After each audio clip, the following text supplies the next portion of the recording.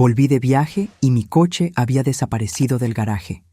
Mi nuera estaba ahí, sonriendo, diciendo que lo vendieron porque yo ni lo usaba.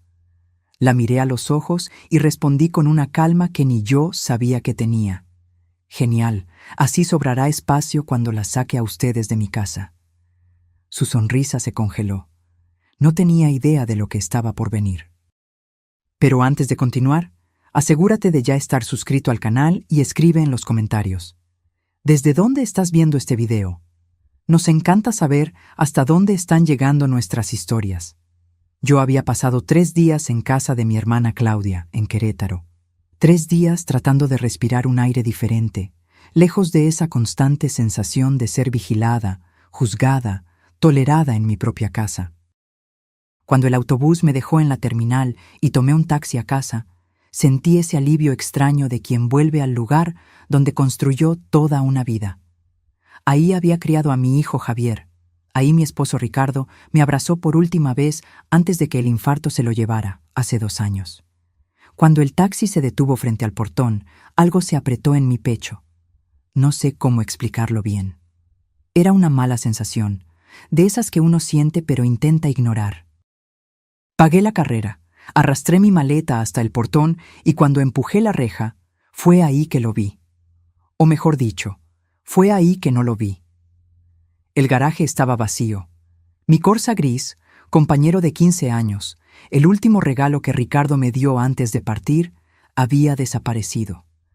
Me quedé ahí parada, con la maleta en la mano, sintiendo el sol de marzo quemándome la nuca, pero incapaz de moverme. Ese coche no era solo un coche. Era mi independencia. Eran las idas al mercado, las visitas a las amigas, la sensación de poder ir y venir sin depender de nadie. Y fue cuando la escuché. Esa risa aguda que en los últimos meses había aprendido a reconocer como el sonido de algo malo a punto de suceder.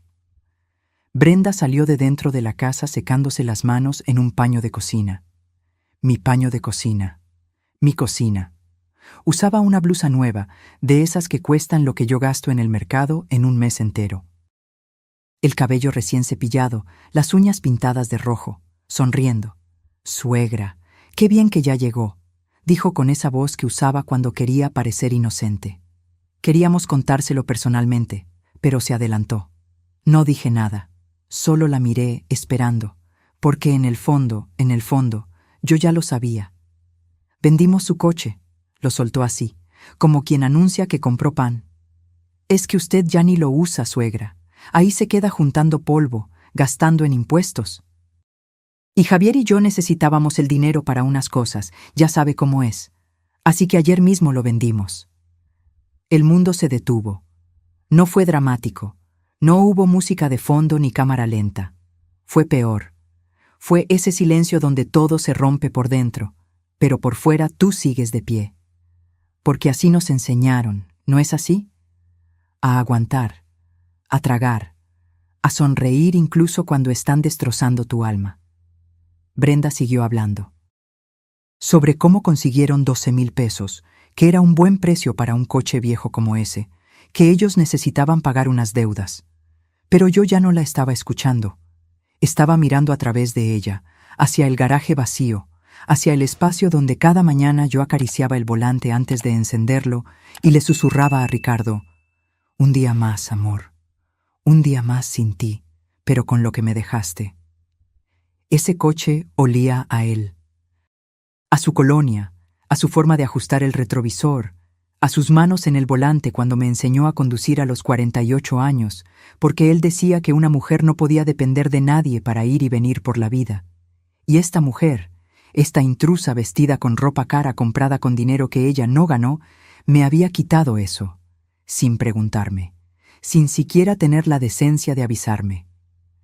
Sentí que algo me subía por la garganta. No era llanto, era algo más antiguo, más peligroso. Era ese fuego que las mujeres guardamos por años, esperando el momento justo para quemar. Brenda dejó de hablar cuando vio mi cara. La sonrisa tembló un poco. Tal vez se dio cuenta de que había cruzado una línea invisible. «¿Suegra?». Preguntó sin esa vocecita dulce. ¿Se siente bien? La miré directamente a los ojos, de esa manera que solo la mujer que parió, que enterró a sus muertos, que sobrevivió a traiciones, logra mirar. Esa mirada que no necesita gritos porque es más afilada que cualquier cuchillo. «Qué bueno que vendieron el coche, Brenda», dije. Mi voz salió tranquila, demasiado baja. Así sobra espacio para cuando la saque a ustedes de mi casa. Vi la sonrisa congelarse en su rostro. Vi los ojos desorbitarse, procesando lo que acababa de escuchar.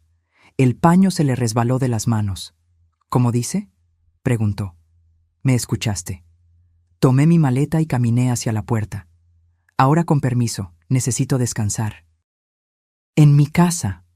Pasé junto a ella. El olor de su perfume caro me dio náuseas. Entré a la sala y lo primero que vi fue a Javier, mi hijo, mi único hijo, sentado en el sillón que su padre y yo compramos cuando nos casamos. Sus ojos estaban rojos. No me miró cuando entré, y fue ahí que lo supe. Lo supe con esa certeza que solo el dolor de madre da. Él lo sabía. Él había permitido que sucediera. Él eligió, y no me eligió a mí. Subí a mi habitación sin decir nada más.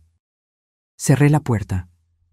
Me senté en el borde de mi cama, esa cama donde dormí con Ricardo por 32 años, y dejé que el silencio me envolviera. Todavía no había llorado, porque llorar era aceptar la derrota. Y algo me decía que esta historia apenas estaba comenzando. Algo me decía que no sabían con quién se habían metido. Porque la mujer que amaba en silencio, aquella que cocinaba sin quejarse, aquella que sonreía incluso cuando le dolía, esa mujer acababa de morir en ese garaje vacío. Y la que quedó, la que sobrevivió, estaba lista para la guerra. Para entender cómo llegué a ese momento, parada frente a un garaje vacío mirando a mi nuera como si fuera una extraña, necesito retroceder 2 años. Al día en que abrí mi puerta creyendo que estaba siendo una buena madre, sin saber que estaba firmando mi propia sentencia. Hacía solo 6 meses que había enterrado a Ricardo. 6 meses viviendo en una casa que de repente parecía del tamaño de un estadio vacío. Cada habitación guardaba su voz, cada rincón olía a su ausencia. Me despertaba a las 5 de la mañana, no porque tuviera algo que hacer, sino porque la cama sin él era un constante recordatorio de todo lo que había perdido. Javier venía a visitarme los domingos. Traía pan de queso de la panadería que me gustaba, se sentaba a tomar café conmigo, preguntaba cómo estaba, y yo mentía. Decía que estaba bien, que estaba tranquila, que estaba aprendiendo a vivir sola. Porque eso es lo que hace una madre, ¿no es así? Mentimos para que nuestros hijos no carguen con nuestro dolor. Aquel domingo de septiembre llegó diferente. Trajo a una mujer del brazo. Brenda. La primera vez que la vi, me pareció bonita. Tenía ese tipo de belleza que ves en una revista. Piel clara, cabello largo y brillante, sonrisa perfecta. Usaba un vestido ajustado que demostraba que se cuidaba, que iba al gimnasio, que sabía llamar la atención. Me abrazó con un perfume tan fuerte que me dejó medio aturdida. «Suegra, qué placer conocerla por fin. Javier habla mucho de usted». «Suegra», de entrada, como si ya fuéramos familia, como si con esa palabrita cariñosa pudiera saltarse todas las etapas de la confianza. «Mamá», dijo Javier, y en sus ojos vi algo que no veía desde niño. Ilusión. Nos casamos hace 2 semanas, por lo civil. Queríamos contártelo personalmente. Me quedé con la taza de café suspendida en el aire. Casado. Mi hijo se había casado y yo no estuve ahí. No hubo invitación, no hubo vestido de novia, no hubo ese momento en que la madre del novio abraza al hijo y le dice: «Sé feliz, hijo mío». Pero me lo tragué. Sonreí. Los abracé a los dos. Felicidades. Brenda soltó esa risita de cascabel que después yo aprendería a odiar. Fue todo tan rápido, suegra. Nos conocimos, nos enamoramos y dijimos: ¿por qué esperar? La vida es corta, hay que vivirla, ¿verdad? Tenía razón en la última parte. La vida es corta. Ricardo me lo demostró cuando se fue sin avisar, sin darme tiempo de prepararme para un mundo sin él. Nos sentamos a comer. Brenda hablaba todo el tiempo, sobre su trabajo en una tienda de ropa en el centro comercial, lo difícil que era conseguir un apartamento porque todo estaba demasiado caro, lo mucho que quería empezar una familia con Javier. Y entonces lo soltó. Suegra, queríamos pedirle un gran favor. Se inclinó hacia mí, poniendo su mano sobre la mía. ¿Nos permite quedarnos aquí unos 2 meses? Solo mientras buscamos. Es que con el salario de Javier y el mío, apenas nos da para pagar el depósito de un alquiler. Si ahorramos estos 2 meses, lo logramos. Miré a Javier. Él no me miró. Sus ojos estaban fijos en el plato, moviendo el arroz de un lado a otro con el tenedor. 2 meses. 60 días. Compañía en esa casa que me engullía viva cada noche. La voz de mi hijo en el pasillo de nuevo. Tal vez hasta nietos pronto. Una razón para despertarme con ganas. Claro, hijo, esta es tu casa. Siempre lo ha sido. Brenda me abrazó con tanta fuerza que casi me tira de la silla. ¡Ay, suegra! No sabe cómo se lo agradecemos. Le prometo que ni notará que estamos aquí. Somos limpios, organizados, silenciosos. 2 meses, dijo. 2 meses se convirtieron en 4 cuando Brenda dijo que el apartamento que iban a alquilar se lo habían dado a otra persona. Mala suerte, suegra, pero aparecerá otro. 4 se convirtieron en 6 cuando Javier perdió el empleo en la distribuidora. Es temporal, mamá. Ya estoy enviando currículums. Solo necesito un poco más de tiempo. Pasó 1 año. Y yo seguía esperando que me dijeran, mamá, encontramos un lugar, gracias por todo. Pero esas palabras nunca llegaron. Lo que vino fue el cambio. Al principio eran pequeños detalles. Brenda cambió los muebles de la sala porque así se ve más moderno, suegra. Cambió las cortinas de la cocina sin preguntarme. Trajo su vajilla y guardó la mía, la que mi madre me dio cuando me casé, en lo alto del armario donde apenas alcanzaba. Empezó a cocinar. Decía que quería ayudarme, que yo ya había trabajado demasiado en la vida, pero la verdad es que no quería que yo estuviera en mi cocina. Me miraba con impaciencia cuando intentaba hacer un café por la mañana, como si estuviera estorbando. Mejor siéntese, suegra, yo le llevo el café a su habitación. A mi habitación. Como si el resto de la casa ya no fuera mío. Luego vinieron las reglas. Suegra, ¿le molesta no escuchar música tan alta por la mañana? Javier trabaja hasta tarde y necesita descansar. Suegra, mejor no llame a sus amigas durante la semana. Necesitamos tranquilidad. Suegra, avisa cuando vaya a salir. Es para que no estemos preocupados. Avisar. En mi propia casa. Pedir permiso para llamar a las amigas que venían a visitarme desde los 20 años. Pero lo peor no fueron las reglas. Lo peor fue Javier. Mi hijo se había convertido en un fantasma. Salía temprano, llegaba tarde. Cuando intentaba hablar con él, Brenda siempre aparecía con algo. Si necesitaba ayuda con la computadora, si tenía que ir a ver un apartamento, si tenía un compromiso importante. Una tarde lo encontré solo en el patio, fumando. Algo que nunca había hecho. Hijo, ¿estás bien? Sí, mamá, sí lo estoy. No lo parece. Siento que ya no conversamos como antes. Se quedó en silencio por un momento. Vi algo en sus ojos, algo parecido a culpa o miedo. No supe distinguirlo. Está difícil, mamá. El trabajo nuevo tampoco paga bien. Brenda y yo estamos ahorrando, pero está tardando. No hay prisa, no los estoy echando. Lo sé. Me miró por fin. Gracias por todo, mamá. De verdad. Me abrazó. Y en ese abrazo sentí algo extraño, como si se estuviera despidiendo, como si hubiera surgido entre él y yo una pared invisible que crecía un poquito más cada día. Esa pared tenía nombre: Brenda. Pasaron 2 años enteros, 24 meses viendo cómo mi casa dejaba de ser mía, viendo a mi hijo mirarme cada vez menos, viendo el espacio donde había criado una familia, enterrado a mi marido, guardado mis recuerdos, llenarse de cosas que no reconocía. Las vecinas empezaron a preguntarme: Doña Socorro, que vivía al lado desde hacía 30 años, me encontró en el mercado. «Elena, ¿qué pasa con tu nuera? El otro día le pregunté por ti y me dijo que estabas descansando, como si ella fuera la dueña de tu casa». Doña Marlene, que vendía pasteles en la esquina, fue más directa. «Esa chica anda diciendo por ahí que la casa ahora es de los dos, que ya tienes edad y que ellos te cuidan. Solo te aviso, Elena, por si no lo sabes». Yo lo sabía, o no quería saberlo, hasta que una noche escuché algo que me partió en dos. Eran casi las 11. No podía dormir, como siempre.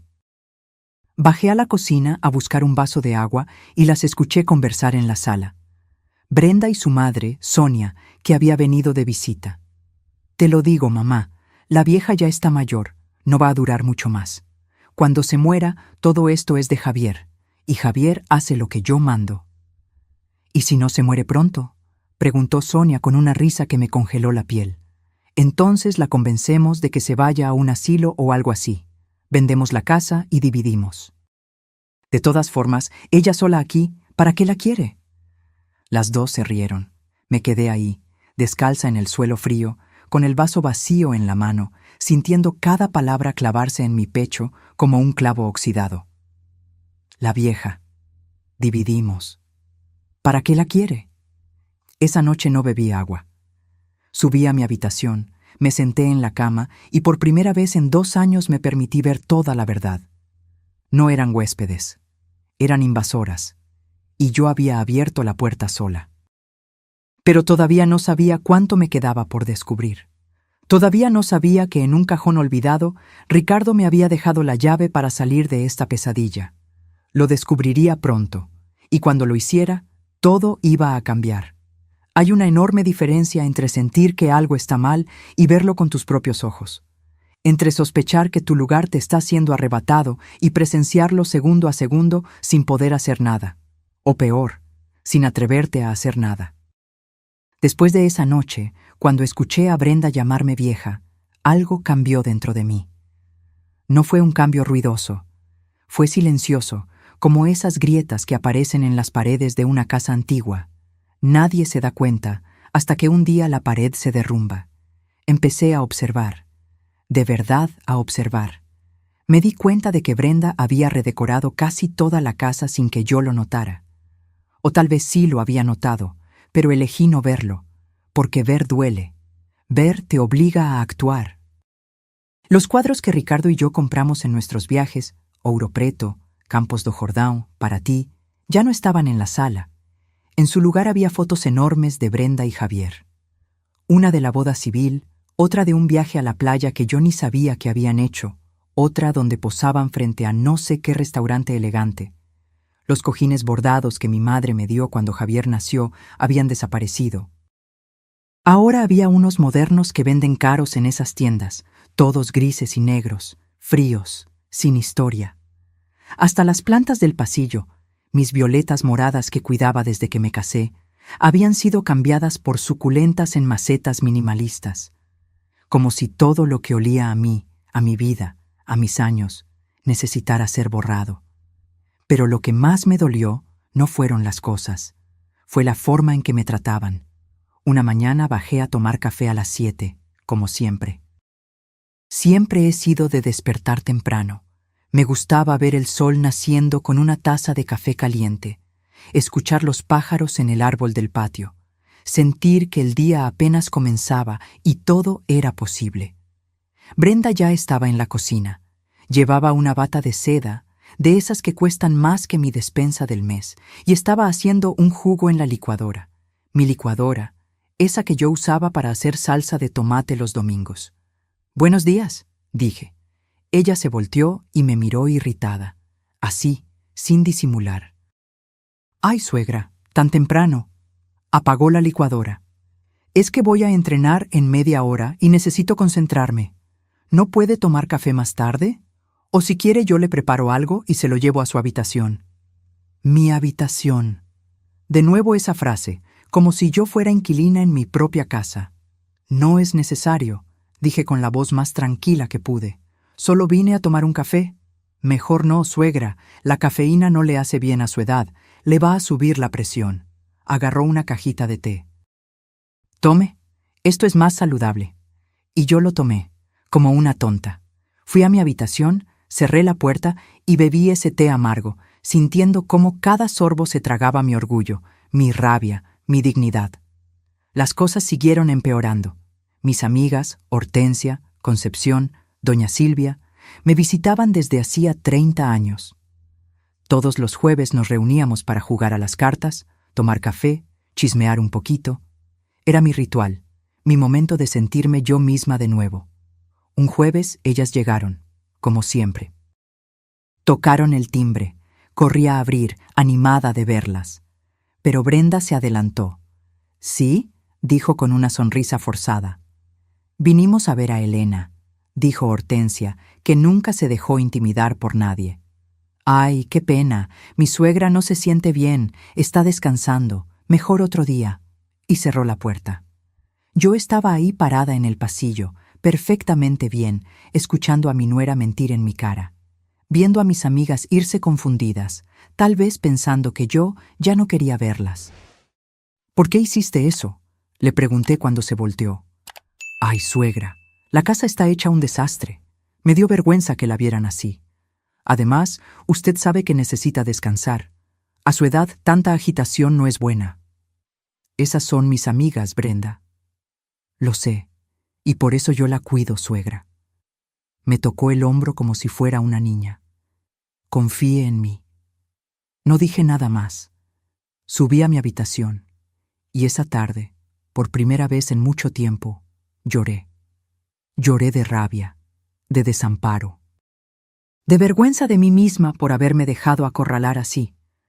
Pero lo peor estaba por venir. Una tarde estaba en el patio regando las pocas plantas que me quedaban cuando escuché voces en la sala. Brenda estaba con alguien. Me asomé discretamente. Era Leonor, la vecina de enfrente. Una de esas mujeres a las que les gusta saber de todo y de todos. «¿Y doña Elena?», preguntó Leonor con ese tonito de curiosidad fingida. «Ay, mi suegra, pobrecita, está cada día más delicada». Brenda bajó la voz, pero no tanto como para que yo no pudiera escuchar. «Entre usted y yo, Leonor, está perdiendo la memoria. El otro día olvidó dónde dejó las llaves y luego me acusó de haberlas escondido. Imagínese». Mi sangre se congeló. «¿En serio?». Los ojos de Leonor se desorbitaron. «En serio, Javier y yo estamos muy preocupados. Por eso no la dejamos salir sola. Usted ve qué peligrosa está la calle y ella tan distraída». «Pobrecita». Leonor meneó la cabeza con compasión. Brenda siguió hablando, diciendo que estaban pensando en llevarme al médico, que tal vez yo necesitara cuidados especiales, que era una bendición que ellos estuvieran ahí para cuidarme. Yo tenía 65 años, no 75. No era senil. No había perdido llave ninguna. Esa mentira fue completamente inventada por ella. Pero Leonor lo creyó. Y si Leonor lo creía, todo el vecindario iba a creerlo. Así es como funciona, ¿no es así? Repites una mentira varias veces y la gente empieza a verla como verdad. Me estaba pintando como una anciana incapaz, como una carga, como alguien que necesitaba ser salvado. Cuando en realidad la única que necesitaba ser salvada era yo, de ella. Esa noche, en la cena, Javier regresó del trabajo. Llegó cansado. Siempre llegaba cansado. Se sentó a la mesa sin decir nada. Brenda le sirvió la comida que yo había hecho, por cierto, pero ella se llevó el crédito. «Hijo», intenté hablar con él. «¿Puedo hablar contigo un rato?». «Ahora no, mamá. Estoy muy cansado. Es importante». Brenda interrumpió. «Javier, amor, ¿te acordaste de depositar para la gasolina? Es que se va a acabar y además hay que apagar la luz». «No me acordé. Es que se va a vencer y todavía tenemos que pagar la luz». «Ay, no sé cómo vamos a hacer». Javier se frotó el rostro con las manos. Parecía derrotado, acabado. «Mira a ver si alcanza, Brenda. Mira a ver si alcanza». Yo los observaba desde mi lugar en la mesa. En esa mesa donde había celebrado cumpleaños de Javier, donde había comido con Ricardo todas las noches durante 32 años. donde lloré cuando mi madre murió y reí cuando Javier dijo su primera palabra. Y ahora me sentía como una extraña, como alguien que sobraba. Yo pago el gas y la luz, dije. Siempre los he pagado.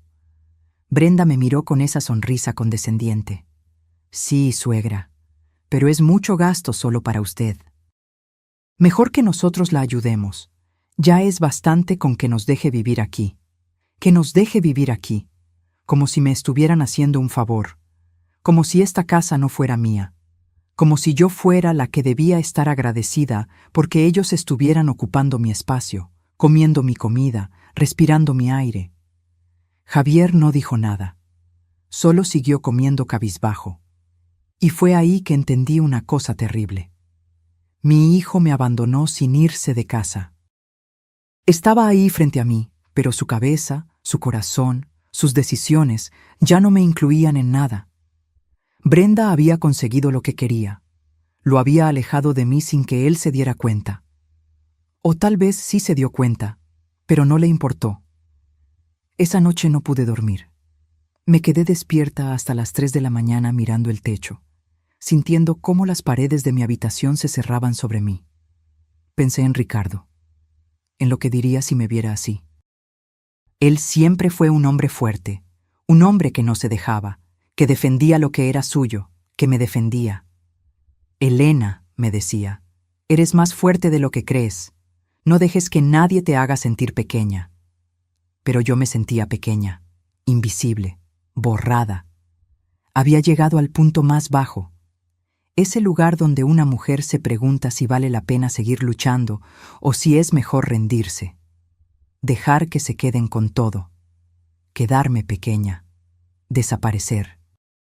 Pero algo, una vocecita enterrada muy en el fondo, me susurró que ese no podía ser el final de mi historia, que tenía que haber otra salida. Y la había. Estaba guardada en un cajón que no se abría hacía 2 años, en una carta escrita con la letra temblorosa de un hombre que me amó hasta su último suspiro. Solo necesitaba encontrarla. Hay noches en que el insomnio no es tu enemigo, es tu aliado. Te obliga a enfrentar lo que has estado evitando durante días. Te pone delante de las decisiones que postergaste. Te empuja hacia los rincones oscuros donde guardaste las cosas que dolían demasiado para mirarlas. Esa noche fue una de esas. Eran las 4 de la mañana. La casa estaba en silencio. Ese silencio espeso que solo existe cuando todo el mundo duerme, menos tú. Salí de la cama sin encender la luz. No quería despertar a nadie. No quería que Brenda saliera de su habitación, que era el antiguo taller de costura de mi madre, para preguntarme qué hacía despierta, para decirme que tomara una pastilla, para tratarme como si fuera una niña. Caminé descalza hasta el armario. Ese armario que no se revisaba con cuidado hacía años porque cada vez que lo abría olía a Ricardo, a su colonia, a su ropa, a todo lo que él era y ya nunca volvería a ser. Al fondo, detrás de las cajas de zapatos viejas y las mantas de invierno, estaba la caja de madera, esa que el propio Ricardo había hecho en el taller del patio cuando teníamos 20 años. La había esculpido con sus dedos. Estaba empolvada, olvidada. La jalé con cuidado. Pesaba más de lo que recordaba. Me senté en el suelo con la caja en mi regazo y respiré hondo. Sabía que había cosas allí que me iban a quebrar. Fotos de cuando éramos jóvenes. Cartas que nos escribimos cuando él trabajaba en Belo Horizonte y yo estaba embarazada aquí de Javier. Boletos de cine. Servilletas de restaurante donde celebramos aniversarios. Una vida entera guardada en un pedazo de madera. Abrí la tapa despacio. Y ahí estaba, como una luz de recuerdos golpeándome el pecho. Vi nuestra foto de boda, desvanecida por el tiempo. Vi el primer mechón de cabello de Javier guardado en un sobre amarillento. Vi las tarjetas de cumpleaños que le daba a Ricardo todos los años con mis cursis mensajes escritos con pluma azul. Pero entonces, en el fondo de la caja, vi algo que no recordaba haber puesto ahí. un sobre grueso y blanco, sellado con cinta adhesiva. En el frente, con la letra temblorosa de Ricardo, esa letra que se le dificultó en los últimos meses por las medicinas, decía: «Para Elena, abre esto solo si alguien intenta quitarte lo que construimos juntos». Mi respiración falló. Mis manos temblaron cuando rompí el sello. Dentro había varios documentos doblados y una carta manuscrita. Encendí la lámpara de la mesita, me puse mis lentes y comencé a leer. Mi querida Elena, si estás leyendo esto es porque algo salió mal. Porque alguien, y tengo mis sospechas de quién puede ser, está tratando de aprovecharse de ti. Perdóname por no habértelo contado antes. No quise preocuparte mientras estaba enfermo. No quise que pasaras mis últimos días pensando en papeles y propiedades en lugar de estar conmigo. Pero necesito que sepas una cosa. Necesito que tengas las armas para defenderte cuando yo ya no esté aquí. Mis ojos se llenaron de lágrimas, pero seguí leyendo. Hace 5 años, cuando el negocio de camiones estaba en su mejor momento, compré 2 propiedades más además de nuestra casa. Lo hice pensando en nuestro futuro, en tener algo garantizado por si algún día yo faltaba. Están registradas solo a tu nombre, Elena, solo a tu nombre. Nadie más puede reclamarlas. Mi corazón se aceleró. También compré un pequeño apartamento en el barrio Santa Efigenia. Se lo alquilé a una familia de confianza. El dinero de ese alquiler va directo a una cuenta bancaria que abrí para ti. El número está en los documentos que adjunté. Cada mes entran 2.500 pesos. No es mucho, pero es tuyo. Es tu libertad.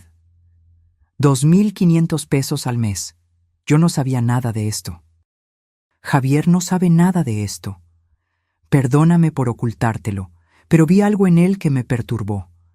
Vi que a veces es débil, que se deja llevar fácilmente por quien grita más fuerte o por quien promete cosas. Y temí que si él sabía de estas propiedades, alguien, su esposa, algún amigo, quien quiera que fuera, lo iba a convencer de quitártelas. Tragué saliva. Ricardo lo sabía. Incluso sin conocer a Brenda, él lo sabía.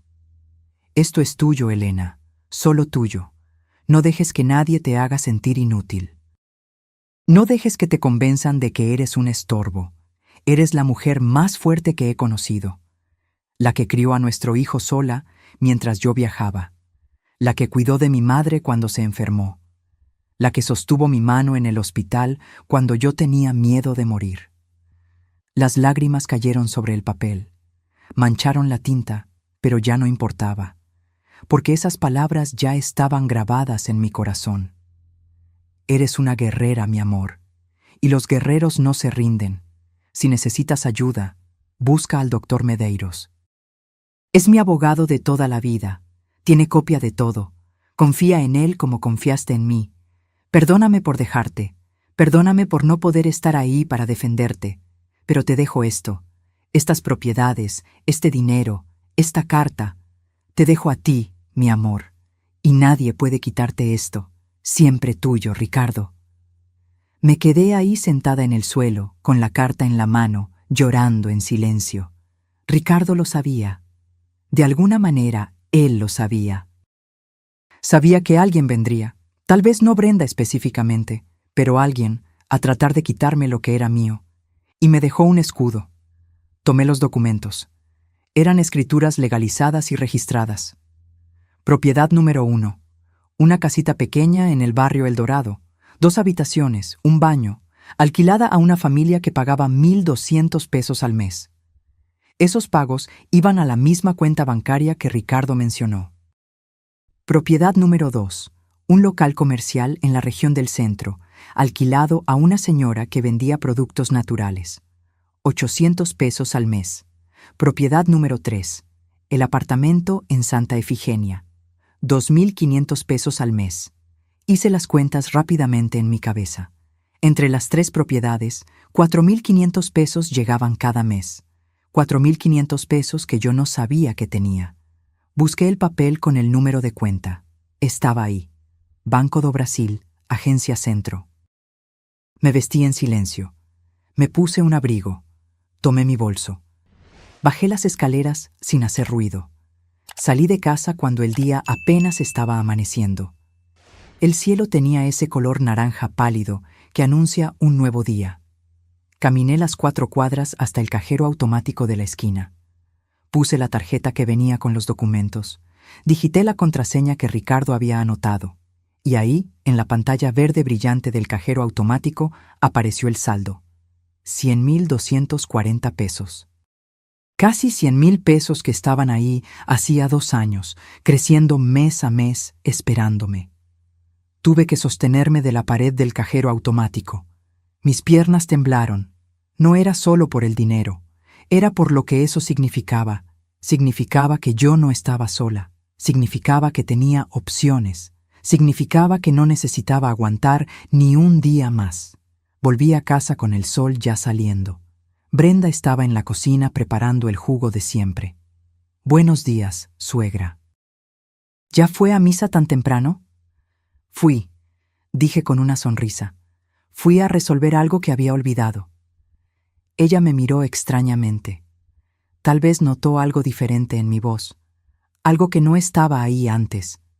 Subí a mi habitación, guardé los documentos en un lugar seguro y agarré mi viejo celular, ese que yo casi no usaba porque Brenda decía que a mi edad no necesitaba tanto aparato. Busqué el número que Ricardo había dejado. «Doctor Medeiros, abogado». Marqué. El teléfono sonó 3 veces. «Hola, oficina del doctor Medeiros. Buenos días. Soy Elena Fonseca, viuda de Ricardo Fonseca». Hubo un silencio, después una voz cálida. «Doña Elena, por fin me llama. Su Ricardo me hizo prometer que la ayudaría si lo necesitaba. ¿Qué puedo hacer?» Respiré hondo. «Necesito que me ayude a defender lo que es mío, doctor, porque están tratando de quitármelo, y ya no voy a dejarlo». «Venga a mi oficina mañana a las 10», dijo el doctor Medeiros, «y traiga los documentos que su esposo le dejó». «Vamos a poner todo esto en orden», colgué, y por primera vez en 2 años sonreí de verdad. Brenda pensaba que yo era débil, pensaba que podía pisotearme a su antojo. Javier pensaba que yo iba a aguantar todo con tal de no perderlo, pero ninguno de los dos sabía lo que yo acababa de descubrir.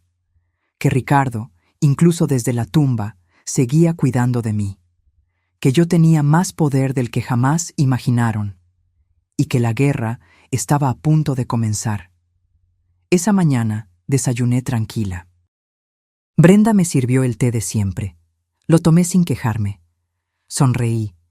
Asentí a todo lo que ella dijo. Porque las mejores batallas se ganan en silencio, cuando el enemigo piensa que ya ganó. Al día siguiente, fui a la oficina del doctor Medeiros. Era un lugar pequeño pero ordenado, con estantes llenos de códigos legales y olor a café fresco. El doctor Medeiros era un hombre de unos 60 años, cabello canoso, lentes gruesos y una expresión seria pero amable. Le conté todo, cada detalle. Desde el día que Brenda y Javier llegaron hasta la humillación del coche vendido. No omití nada. El abogado escuchó sin interrumpir, solo haciendo anotaciones en un cuaderno amarillo. Cuando terminé, se quitó los lentes y los limpió con un pañuelo.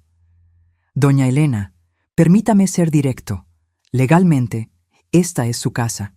Está solo a su nombre. Usted puede desalojarlos cuando quiera». «¿Es tan simple así?» «En teoría sí, pero con familia es complicado. Si se niegan a irse, tendríamos que seguir la vía legal, un proceso de desalojo. Lleva tiempo y es doloroso». «¿Cuánto tiempo?» «Entre 4 y 6 meses. Tal vez más si ponen obstáculos». Moví la cabeza.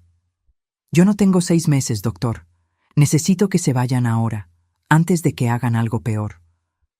«¿Cómo qué?» «Como convencer a Javier de ponerme en un asilo o declararme incapaz. Brenda es capaz de cualquier cosa». El doctor asintió. «Entonces necesitamos pruebas. Documente todo. Grabaciones, mensajes, testigos. Cualquier cosa que pruebe que la están manipulando o amenazando». Tomé mi celular. ¿Esto funciona? En los últimos días yo había empezado a grabar conversaciones sin que ellos lo supieran. Dejaba mi celular en el bolso con la grabadora activada y capturaba todo. Brenda conversando con su madre sobre convencer a la vieja. Javier diciendo, no hay remedio, tenemos que aguantar un poco más. Cada palabra venenosa, guardada. El abogado escuchó algunos fragmentos. Su expresión se endureció. Esto es oro, doña Elena. Con esto podemos demostrar que hay manipulación y abuso psicológico. Entonces, ¿qué hacemos? Primero, abra una nueva cuenta bancaria. Transfiera el dinero de los alquileres para allá. Que no tengan acceso a nada. Ya está hecho. Nada mal. Segundo, haga un inventario de todo en la casa. Muebles, documentos, objetos de valor. Tome fotos. Si las cosas desaparecen, tenemos prueba. Lo haré hoy. Tercero, busque un lugar temporal para quedarse en caso de que necesite salir de casa rápido. Tengo a mi hermana en Querétaro. Perfecto. Y cuarto, continúe comportándose normalmente. Que no sospechen de nada. Siga grabando, siga documentando. Cuantas más pruebas tengamos, más fuerte será nuestro caso. Y entonces el doctor sonrió. Una sonrisa pequeña, pero llena de justicia. Ahí, doña Elena, daremos el golpe cuando menos lo esperen. Los sacaremos de la casa legalmente, con pruebas, sin que puedan alegar nada. Salí de esa oficina con un plan, con un objetivo claro. Por primera vez en años, sentí que estaba recuperando el control. Los días siguientes fueron de pura actuación. Sonreí, cociné, conversé con Brenda como si nada hubiera pasado. Hasta le pregunté por su familia, por sus planes, fingiendo interés.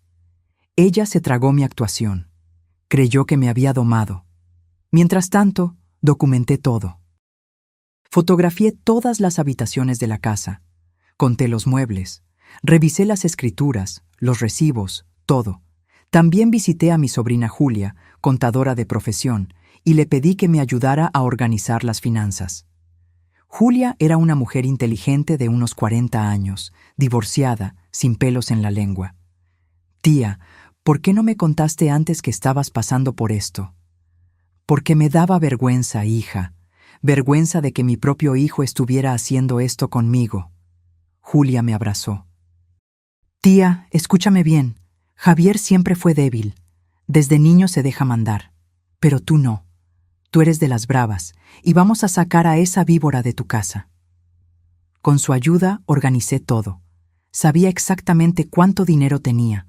Sabía que podía vivir tranquila con los alquileres de las propiedades. Que no necesitaba ni un peso de Javier ni de nadie más. También hice algo que nunca pensé que haría. Contraté a un investigador privado. Se llamaba Joaquín. Un hombre flaco y callado. De esos que pasan desapercibidos. Pagué 5,000 pesos para que siguiera a Brenda por una semana. Lo que él descubrió me congeló la sangre. Brenda no trabajaba en ninguna tienda. Eso era mentira. Lo que hacía era gastar. Gastar el dinero que a Javier le costaba un esfuerzo enorme ganar. Iba a spas, a salones de belleza, a restaurantes caros con sus amigas. Tomaba fotos para Instagram mostrando una vida que no era suya. Pero lo peor fue esto. Joaquín la grabó conversando con una amiga en un café, y en esa conversación Brenda dijo algo que me destruyó. La vieja ya casi cae. Javier ya está convencido de vender. Le dije que con ese dinero compramos un apartamento y que su madre tiene lo suficiente para ir a un asilo. Él lo creyó. Apenas vendamos, nos quedamos con todo y la abandonamos. 3 años aguantando, pero ya valió la pena. Se rió mientras planeaba destruirme. Cuando escuché esa grabación en la oficina del doctor Medeiros, no lloré. Ya no tenía lágrimas, solo quedó hielo. ¿Esto es suficiente?, pregunté. Más que suficiente. Con esto podemos demostrar fraude, manipulación y conspiración para despojar patrimonio. ¿Cuándo actuamos? Muy pronto, doña Elena, muy pronto. Pero necesito que haga una cosa más, dijo el doctor Medeiros. Reúna a todos, Javier, Brenda, su familia, en su casa. como una reunión familiar. Que piensen que usted va a firmar papeles o aceptar la venta. ¿Y luego? Luego los confrontamos con las pruebas, con testigos, sin escapatoria. Mi estómago se anudó. ¿Está seguro? Completamente. Es la única forma de que no distorsionen la historia después. Para que quede claro quién es quién. Asentí. Por 2 semanas más seguí con mi actuación. Incluso le dije a Brenda que estaba considerando la venta, que quería conversar con todos para llegar a un acuerdo. Ella estaba en las nubes. Casi saltó de alegría. Se lo contó a su familia. Lo organizaron todo. Hasta trajeron un contacto de inmobiliaria, un conocido de su padre, para evaluar la casa. Pobres tontos. No sabían que yo ya tenía mi propio equipo, mi propio plan, mi propia trampa lista para cerrarse. Y cuando cayeran, cuando vieran todo su castillo de mentiras desmoronarse, yo iba a estar ahí, firme, con la cabeza en alto, porque esta guerra ya no era solo para recuperar mi casa, era para recuperar mi dignidad. La noche del enfrentamiento estaba a punto de llegar, y lo que sucedería en esa sala cambiaría la vida de todos para siempre. Hay momentos en la vida en que todo converge hacia un único punto, donde todas las piezas que moviste en silencio finalmente encajan, donde el tablero de ajedrez muestra su verdadera forma y el jaque mate está a un paso. Ese día había llegado. Era sábado, 3 de la tarde. El sol entraba por las ventanas de mi sala, iluminando cada rincón. Yo había limpiado todo esa mañana. Quería que la casa estuviera impecable, no por ellos, sino porque lo que iba a suceder merecía un escenario digno. Brenda organizó todo, claro. Invitó a sus padres, a su hermano Carlos y a su tía Vera. Hasta trajo a un tal Óscar Méndez, el supuesto tasador de inmuebles, que era amigo de su padre, con su maletín y su calculadora, listos para hacer su teatrito. Yo también invité a mi gente. Mi hermana Claudia vino de Querétaro. Llegó temprano, me abrazó fuerte y me susurró al oído. Hoy se hace justicia, Elena. Hoy recuperas lo tuyo.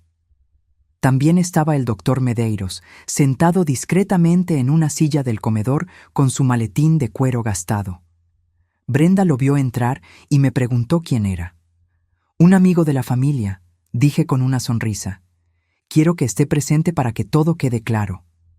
Ella no sospechó nada. Estaba demasiado animada contando el dinero que creía que iba a ganar. A las 3:15, todos estaban sentados en mi sala. El padre de Brenda, el señor Mauricio, en el sillón principal, con el vientre asomando entre la camisa. La madre, Sonia, a su lado, con esa cara amarga que nunca se iba. Carlos pegado al celular. Tía Vera comiendo mis galletas sin pedir permiso. Y Óscar Méndez, el falso tasador, acomodando papeles en la mesa de centro. Javier se quedó callado, sentado al lado de Brenda, con las manos sudadas y la mirada perdida. Tal vez en el fondo, él sabía que algo no tenía sentido. Tal vez su conciencia le estaba gritando que aquello estaba mal, pero era demasiado cobarde para escuchar. Brenda me agarró del brazo cuando entré. Suegra, qué bien que ya llegó. Mire, aquí está el señor Méndez. Él le va a explicar cuánto vale la casa y cómo podemos hacer la venta rápido. ¿No es emocionante?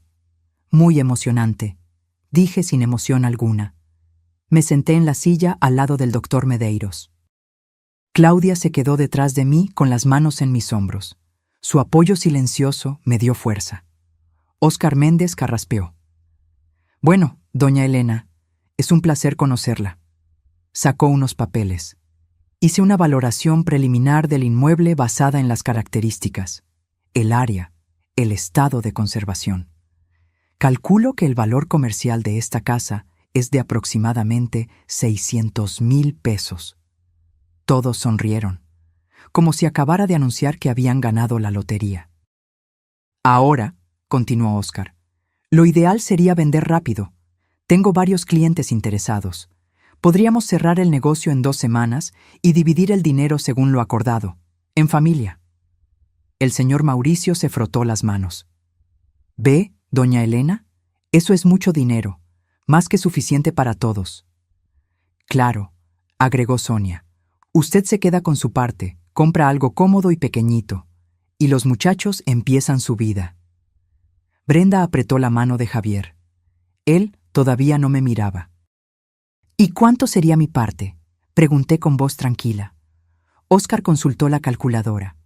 Bueno, considerando que usted es la propietaria original, pero que su hijo y su nuera vivieron aquí y contribuyeron al mantenimiento. Ellos no contribuyeron con nada, interrumpí. Yo pago la luz, pago el agua, pago los impuestos, pago todo. Hubo un silencio incómodo. Brenda rió nerviosa. Ay, suegra, no sea así. Ayudamos con otras cosas, ¿verdad, amor? Javier asintió sin convicción. Óscar carraspeó. Bueno, de todas formas, lo justo sería dividir el valor en partes iguales. Digamos, 200,000 para usted y el resto para la pareja. 200,000. De mi propia casa, de la casa que pagué con el sudor de 30 años. Me quedé mirando a Óscar Méndez, luego al señor Mauricio, luego a Brenda. ¿Y si yo no quiero vender? La sonrisa de Brenda tembló. ¿Cómo que no quiere vender? Pero si ya habíamos quedado. Yo nunca quedé en nada, Brenda. Tú decidiste por mí, como siempre. El señor Mauricio se levantó de la silla. Doña Elena, no se ponga difícil. Ya hablamos de esto. Es lo mejor para todos. ¿Lo mejor para todos?, repetí. ¿O lo mejor para ustedes? Sonia bufó. Ya sabía que ella se iba a arrepentir. Siempre pasa con los viejos. Se ponen tercos. Algo hizo clic en mí. El gatillo fue jalado. «Doctor Medeiros», dije sin quitarle los ojos de encima a Brenda. «Creo que es hora». El abogado se levantó y sacó varios documentos del maletín. «¿Quién es este caballero?», preguntó Brenda desconfiada. «Soy Rubén Medeiros, abogado. Represento los intereses legales de la señora Elena Fonseca». «¿Abogado? ¿Para qué necesita usted un abogado?» «Para proteger lo que es suyo», respondió el doctor Medeiros con voz firme. «Señores, lamento informarles que esta reunión no es lo que ustedes piensan». Brenda se levantó de repente. «¿Qué está pasando aquí?» «Lo que está pasando», dije levantándome también, «es que el teatro se acabó». Saqué del bolso una bocina portátil, de esas pequeñitas que compré específicamente para este momento. La conecté a mi celular. «¿Qué está haciendo, suegra?» «Mostrándoles quién eres realmente, Brenda». Y le di al play. La voz de Brenda llenó la sala, clara, nítida, inconfundible. La vieja ya casi cae. Javier ya está convencido de vender. Le dije que con ese dinero compramos un apartamento y que su madre tiene lo suficiente para ir a un asilo. Él lo creyó. Apenas vendamos, nos quedamos con todo y la abandonamos. El silencio fue sepulcral. El señor Mauricio palideció. Sonia abrió la boca, pero no salió ningún sonido. Carlos levantó los ojos del celular por primera vez en la tarde. Brenda dio un paso hacia atrás. Eso está editado. Yo no dije eso». «¿Editado? ¿Quieres que ponga más?» Le di al play en otra grabación. Esta vez era Brenda conversando con su madre. «Te lo digo, mamá. La vieja ya está mayor. No va a durar mucho más. Cuando se muera, todo esto es de Javier. Y Javier hace lo que yo mando». La risa de Sonia resonó en el fondo. Esa risa que me congeló la sangre esa noche. Sonia se levantó. «Elena, yo no...» «Cállate», dije con una frialdad que ni yo me reconocí. Tuve que escucharlas burlarse de mí en mi propia casa. Ahora es el turno de ustedes de escuchar. Puse una tercera grabación. Brenda diciéndole a Javier: «Tu madre ya está vieja, amor. Ella ni va a notar lo del coche. Al fin y al cabo, ella ni lo usa. Es dinero que necesitamos más». Javier se levantó de la silla. Su rostro estaba rojo. No sé si era vergüenza o rabia. «Mamá, yo...» «Tú lo sabías», dije mirándolo directo a los ojos. «Tú sabías que iban a vender mi coche y lo permitiste». «No fue así. Entonces, ¿cómo fue? Javier no supo qué responder. El doctor Medeiros tomó la palabra. Señores, tengo aquí pruebas documentadas de manipulación psicológica, conspiración para despojar patrimonio y fraude. Puso los papeles sobre la mesa. La señora Elena tiene todo el derecho legal de desalojarlos de esta propiedad. Y créanme, lo vamos a hacer. Brenda comenzó a llorar, pero no eran lágrimas de arrepentimiento, eran lágrimas de rabia, de odio, porque su plan había fallado. Usted nos tendió una trampa, gritó señalándome. Nos grabó sin permiso. Eso es ilegal. En México, explicó el doctor Medeiros, grabar conversaciones de las que usted es parte es completamente legal. Y todas estas grabaciones se hicieron en presencia de la señora Elena. El señor Mauricio se acercó a mí. Por un momento creí que me iba a gritar, pero su voz salió pequeña, avergonzada. Doña Elena, yo no sabía que mi hija...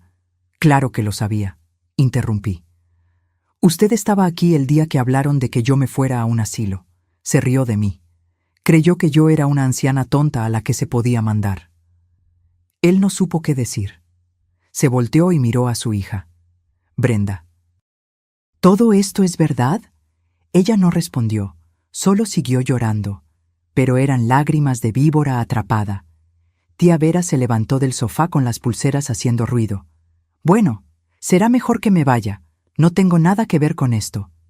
Siéntese, ordené. Porque usted también estaba aquí proponiendo que yo me fuera a un asilo. Son todos igualmente culpables. Óscar Méndez, el tasador, agarró sus papeles nervioso. Yo mejor... ¿También se va? Dijo el doctor Medeiros. Hacerse pasar por tasador profesional sin serlo es fraude. Tengo testigos de sus acciones. El hombre palideció. Miré a Javier. Sus ojos estaban llorosos, las manos temblando. Mamá, perdóname. Yo no quería... Tú no quieres mi perdón, Javier. Quieres que te quite la culpa. Me acerqué a él. Tuviste 1000 oportunidades de defenderme. 1000 oportunidades de decirle a tu esposa que parara. 1000 oportunidades de ser el hijo que crié. Te amo, mamá. No, me necesitas, lo que no es lo mismo. Me volteé y me dirigí a todos. Tienen 15 días para desocupar mi casa. Y digo mi casa porque está a mi nombre, solo a mi nombre. Pueden examinar las escrituras si quieren. El doctor Medeiros puso las escrituras en la mesa.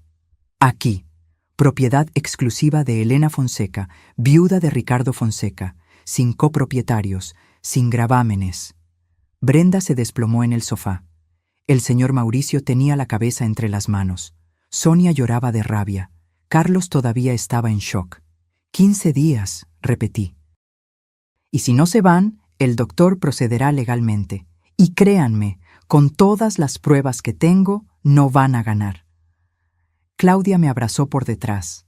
Su apoyo me mantuvo de pie. Y otra cosa, agregué mirando a Brenda.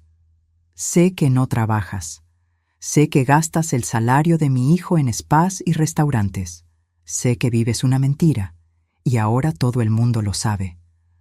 Brenda levantó el rostro. Sus ojos estaban llenos de odio puro. ¿Y usted? ¿Cree que es muy perfecta? Es una vieja rencorosa y amargada que no soporta ver a su hijo feliz.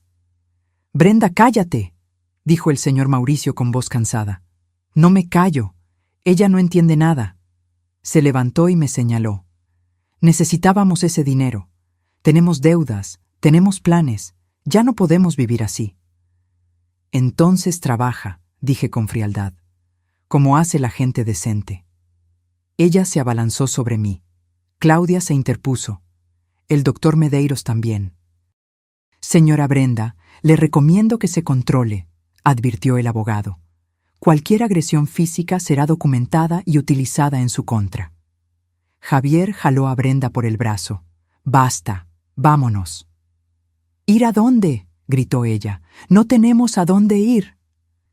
Eso ya no es mi problema, dije. Debieron haber pensado en eso antes.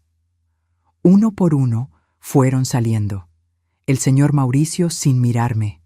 Sonia murmurando maldiciones, tía Vera cabizbaja, Carlos corriendo hacia el coche. Óscar Méndez casi tropezando al salir. Brenda se detuvo en la puerta. Me miró con un odio que podría haber quemado la casa. Esto no se va a quedar así. Sí se va a quedar así, respondí. Y si intentas algo, tengo más pruebas de las que te imaginas. Salió dando un portazo. Javier se quedó ahí parado en medio de la sala, como un niño perdido. Mamá. Los 15 días empiezan hoy, dije. No hay vuelta atrás, Javier. ¿Y si hablo con ella? Si hacemos las cosas bien. Era demasiado tarde para eso, hace 2 años. Sus ojos se llenaron de lágrimas. Entonces, perdí a mi madre. No, elegiste perderme. Salió de la casa. Escuché el coche de Brenda arrancar, cómo se fueron calle abajo. Cuando el silencio volvió, me hundí en el sillón. Claudia se sentó a mi lado. El doctor Medeiros guardó los documentos. Lo hizo muy bien, doña Elena, dijo él respetuosamente. Sé que no fue fácil. No lo fue, admití, pero era necesario. Claudia me abrazó. Ahora tu vida de verdad comienza, hermana. Miré alrededor de mi sala, mi casa, mi espacio. Muy pronto iba a ser solo mío de nuevo. Y aunque me dolía el pecho, aunque sentía que algo se había roto para siempre entre Javier y yo, por primera vez en años me sentí libre. Los días siguientes fueron extraños, como vivir en una casa embrujada donde los fantasmas aún no se han ido, pero sabes que ya no tienen poder sobre ti. Javier y Brenda no se fueron de inmediato. Legalmente tenían los 15 días, pero convivir juntos era insoportable. Brenda dejó de fingir. Ya no tenía esa vocecita dulce de suegra. Ya no había sonrisa falsa. Ahora me miraba con el odio puro de alguien a quien le han arrebatado un premio que creía haber ganado. Se quedaba encerrada en la habitación la mayor parte del día, hablando por teléfono en voz alta con su madre, con sus amigas, llorando y haciéndose la víctima. Me expulsaron de casa. La vieja nos tendió una trampa después de todo lo que hicimos por ella. Qué fácil es cambiar la historia cuando conviene, ¿no es así? Javier era diferente. Se movía por la casa como un zombi, salía temprano al trabajo, volvía tarde, evitaba mi mirada. Al 10º día, una mañana, bajó a la sala. Yo estaba viendo televisión. «Mamá, ¿puedo sentarme?» Asentí. Se sentó en el sillón opuesto, el que pertenecía a su padre. «Mañana nos vamos. Lo sé. Y no sé si voy a volver». Aquello me dolió. Aunque yo sabía que era probable, escucharlo de su boca era diferente. «Eso depende de ti, Javier. La puerta siempre estuvo abierta. Fuiste tú quien la cerró». «Lo sé». Se frotó las manos nervioso. «Estoy pensando en separarme de Brenda». Levanté la vista sorprendida. «¿En serio?» «En serio. Estos días me he dado cuenta de muchas cosas, de cómo ella me manipuló desde el principio, de cómo mi relación contigo cambió, de cómo...» Su voz se quebró. «De cómo me convertí en alguien que no reconozco. ¿Y por qué no te separas ahora?» «Porque tengo miedo, mamá. Miedo de quedarme solo. Miedo de que tengas razón y yo sea un cobarde». Me levanté y me senté a su lado. Le tomé la mano. «Hijo, tener miedo no te hace cobarde. Lo que te hace cobarde es dejar que el miedo decida por ti. ¿Crees que todavía hay tiempo de arreglar esto, entre nosotros?» Lo miré a los ojos, esos ojos que yo conocía desde que nació. Que vi llorar cuando se caía de niño, que vi brillar cuando se graduó, que ahora estaban rotos. No sé, Javier, eso va a depender de lo que hagas de ahora en adelante, si aprendes de esto o si cometes los mismos errores de nuevo. Quiero aprender, mamá, quiero ser mejor. Entonces empieza tomando tus propias decisiones, no las que Brenda te manda, no las que yo te digo, las tuyas.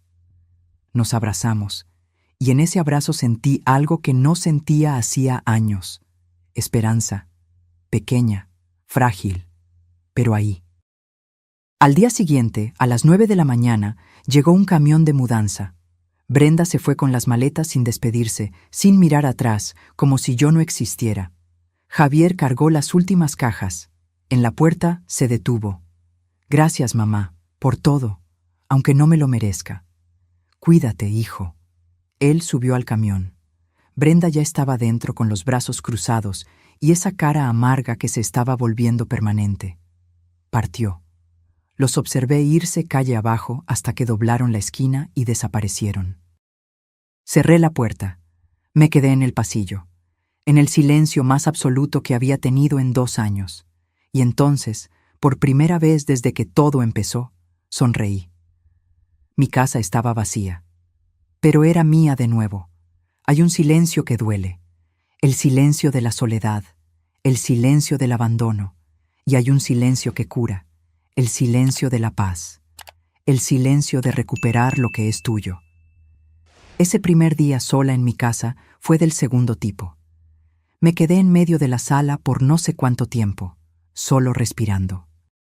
Oliendo mi espacio sin el perfume barato de Brenda, sin el ruido de su risa falsa, sin la tensión de estar siempre alerta, siempre cuidándome, siempre midiendo mis palabras para no causar conflicto. Caminé por cada habitación despacio, como reconociendo territorio recuperado. Entré en la que había sido su habitación. Estaba un desastre.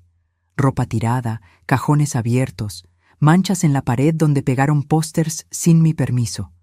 Olía a encierro y rabia contenida. Abrí las ventanas de par en par. Dejé que el aire y la luz entraran. Y empecé a limpiar. No contraté a nadie. Lo hice yo misma, con mis propias manos, porque necesitaba borrar cada vestigio de ellos, cada rastro, cada recuerdo tóxico. Lavé el suelo, lavé las paredes, cambié las sábanas de todas las camas, saqué los muebles que ellos trajeron, esas cosas modernas y frías que nunca combinaron con el alma de mi casa, y los dejé en la calle para quien quisiera llevárselos. Tardé 3 días en limpiar todo. 3 días en los que no atendí el teléfono, no hablé con nadie. Solo me dediqué a recuperar mi espacio. Al 4.º día, Claudia vino de Querétaro. «Ay, hermana, la casa está preciosa», dijo cuando entró. «Porque es mía de nuevo». Ella me ayudó a reorganizar los muebles. Sacamos del armario las cosas que Brenda había guardado en lo alto. Mi vajilla buena, los cuadros de Ricardo y míos, los cojines bordados de mi madre. Poco a poco la casa volvió a ser lo que era. Un hogar, no un campo de batalla. Una tarde, tomando café en la cocina, Claudia me preguntó: «¿Y ahora, Elena, qué vas a hacer?» «¿Cómo así?» «Con tu vida. Ya recuperaste la casa, ya te quitaste el peso de encima. ¿Pero qué viene después?» Me quedé pensando. Yo tenía 65 años. Estaba sana. Tenía el dinero de los alquileres, una casa pagada, libertad. «No sé», admití. «Hace tanto tiempo que no pienso en mí, que ya ni sé qué me gusta». Claudia sonrió. «Entonces es hora de que lo descubras». Y ella tenía razón. Empecé despacio. Primero volví a llamar a mis amigas, a Hortensia, a Concepción, a doña Silvia. Les expliqué todo lo que había pasado. Me abrazaron, me apoyaron, me dijeron lo que yo ya sabía, que había hecho lo correcto. Los jueves volvieron a ser sagrados. Baraja, café, chismecito sano, risas. Esas risas que vienen del alma cuando estás con personas que de verdad te aman. Después me animé a hacer algo que yo quería desde hacía años. Me inscribí en una clase de baile. Sí, baile. En el centro comunitario del barrio daban clases de forró los martes y jueves por la tarde. La primera vez que fui, estaba nerviosa. «¿Qué estoy haciendo aquí a mi edad?», pensé. Pero apenas empezó la música, ese forró sabroso, y la profesora me enseñó los pasos. Algo en mí despertó. Era libertad, era alegría, era sentir mi cuerpo moverse sin miedo a molestar a nadie. También retomé mi rutina de ir a misa los domingos. No porque fuera especialmente religiosa, sino porque me gustaba la paz de estar ahí. Nuestra Señora de Guadalupe siempre me acompañó en los momentos difíciles. Ahora iba a agradecer. 6 meses después de que se fueron, recibí una llamada. Era Javier. «Mamá, ¿podemos vernos?» Mi corazón dio un brinco. «¿Dónde estás?» «En un café cerca de ahí, el de la esquina. ¿Puedes venir?» Dudé por un momento, pero algo en su voz, algo roto, algo humilde, me hizo decir que sí. Cuando llegué al café, lo vi sentado en una mesa del fondo, solo, sin Brenda. Estaba diferente, más flaco, con barba de varios días, ropa sencilla. Ya no llevaba esas camisas caras que Brenda compraba. Me senté frente a él. «Hola, mamá». «Hola, hijo». Pidió 2 cafés. Nos quedamos en silencio por un momento. Esos silencios incómodos de cuando hay tanto que decir que no sabes por dónde empezar. «Me separé de Brenda», dijo por fin. «¿Cuándo?» «Hace 3 meses. El divorcio ya está en trámite». «¿Qué pasó?» Él rió amargo. «Todo. Vivir con sus padres fue un infierno. Ella me culpaba por todo. Peleábamos por el coche, por las mentiras. Luchábamos todos los días. Sus padres también empezaron a pelear entre ellos. Era insostenible». «¿Y dónde vives ahora?» «Alquilo una habitación pequeña. Pero es mía. Trabajo en otra empresa. Gano menos, pero estoy más tranquilo». Lo vi con ojos diferentes. Ya no era el hombre débil que dejó que su esposa me pisoteara. Era alguien que estaba tomando sus propias decisiones por primera vez en años. «¿Y por qué me buscas ahora?», pregunté. Lágrimas brotaron en sus ojos. «Porque necesito pedirte perdón, mamá. De verdad, no un perdón de palabra, un perdón real. Sé que no lo merezco. Sé que te fallé de la peor manera posible, pero…» Su voz se quebró. «No quiero vivir el resto de mi vida sin mi madre». Me extendió la mano sobre la mesa. Temblorosa, miré esa mano, la mano de mi hijo. La mano que sostuve cuando estaba aprendiendo a caminar, la mano que me soltó cuando más la necesité, y después de un momento que pareció eterno, la tomé. «No te voy a mentir, Javier. Todavía duele. Y va a tomar tiempo para que las cosas vuelvan a ser como antes. Lo sé, pero eres mi hijo y siempre lo serás». Él se echó a llorar, un llanto de alivio, de liberación. Nos quedamos allí en ese café conversando durante horas. Él me contó todo, cómo Brenda lo manipuló desde el principio, cómo poco a poco ella me fue alejando de él, cómo él se dio cuenta de todo demasiado tarde. Y allí comenzó nuestra reconciliación, despacio, con cuidado, como esos jarrones rotos que pegas con paciencia, sabiendo que nunca volverá a ser igual, pero que puede ser igual de valioso. Javier empezó a visitarme los domingos, comíamos juntos, conversábamos. A veces había silencios incómodos. A veces él decía algo y yo recordaba el dolor y tenía que respirar hondo, pero lo estábamos intentando. Y eso era más de lo que creí que tendría. Un año después de todo el drama, yo estaba sentada en mi patio con mi café, mirando la bugambilla que Ricardo plantó cuando Javier nació. La casa estaba en paz. Mis amigas iban y venían. Yo bailaba mi forró. Conducía mi coche a donde quería. Vivía con el dinero de los alquileres sin pedirle nada a nadie. Javier venía todas las semanas.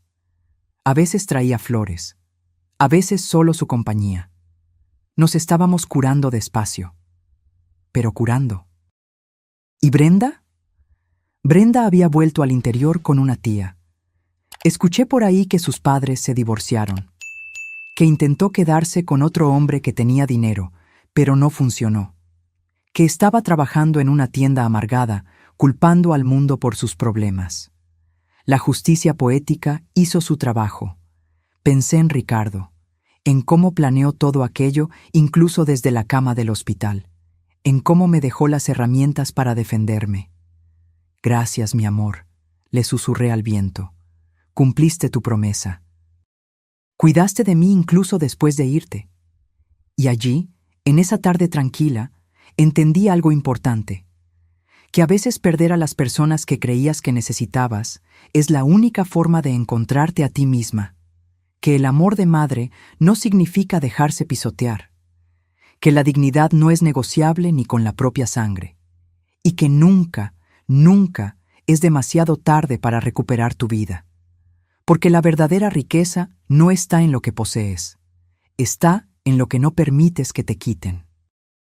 Ahora, si te gustó esta historia, haz clic en suscribirte y dime en los comentarios qué parte te dejó con la boca abierta. Y no olvides hacerte miembro para tener acceso a videos exclusivos que no publico aquí. Te espero ahí.